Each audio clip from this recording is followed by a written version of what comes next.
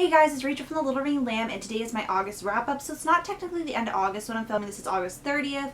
I'm just filming this right after my Bad Back to Me, but basically I don't anticipate finishing my current read, which is P.S. I Love You by Cecilia Ahern, because I have like over 300 pages, but you know, if I do manage to complete it, I will definitely put in the description, but I highly doubt that. So anyway, this month I read 6 books, and I was on a really high reading kick at the beginning of the month. Then I got sick and it just spiraled out of control because, you know, once it gets late August and you're going back to school, it's all like getting ready, like going to get your supplies and, you know, getting last minute plans done, and everything just kind of gets thrown into the last 2 weeks, so it gets kind of crazy. So I had a really good reading month. It started off kind of like, you know, mysterious, then I went to like kind of like memoir, then I went sad. Like, I just started reading sadder books, and I'm reading like after I read P.S. I Love You, I'm reading another sad book because me and Summer are breaking up, as I mentioned before, and, you know, it's not amicable.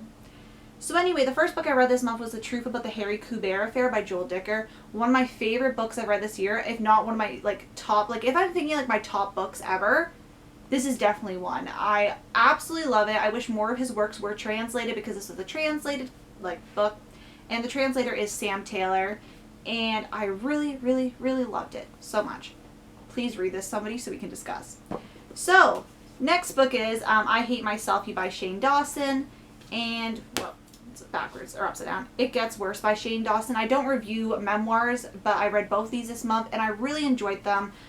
They were definitely had, like, their moments of funniness, and then heartwarming, and then sad. Like, it was just, like, a good mixture, like a kind of like a feel-good journey book. That's what I would describe it as. And I really enjoyed them. And definitely the people that said they were really good were right, because not that I was scared about reading them, but sometimes about memoirs, like, you might like the celebrity or person that you're reading about, whatever their status may be, but sometimes it doesn't always translate to the stories, like in the book, because you've heard about them already before.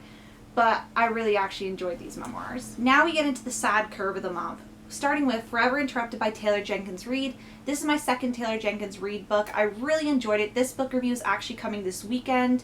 I have a book review, The Harry Kubert Affair, and the last 2 books on, like, that I read this month.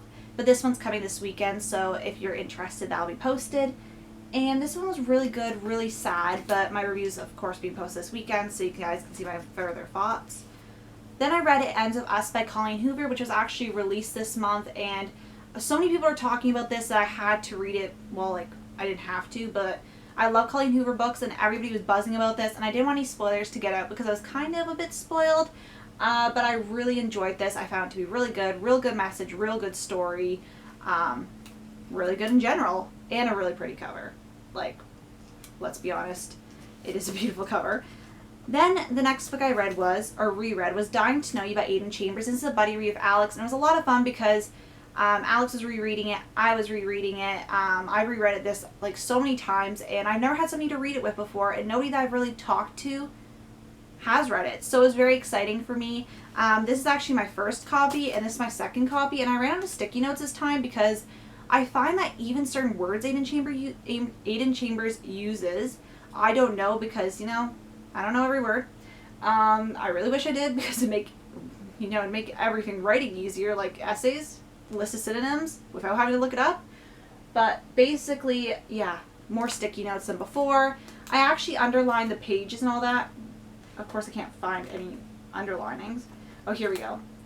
So so I underlined pages, and I wrote like little notes and little hearts and stuff like that, because my best friend's actually gonna be reading this, and I wanted to have an underlined copy so she can really get my feelings on this, because she's heard me talk about it for years. This is, I think, my 6th or 5th time rereading this. I think more like 5th. I can't even keep track anymore, but yeah, absolutely loved it. Sorry this August wrap-up has been pretty long, but, you know, that's how it goes sometimes. And definitely let me know the number of books you read this month, and let me know how many books you plan to read next month. Like, even if you say 10 and you only get 5 done, let me know the number, because, you know, big goals sometimes pay off, and it's just fun to make goals. So, yeah, so thank you so much for watching, and I'll see you guys later. Bye.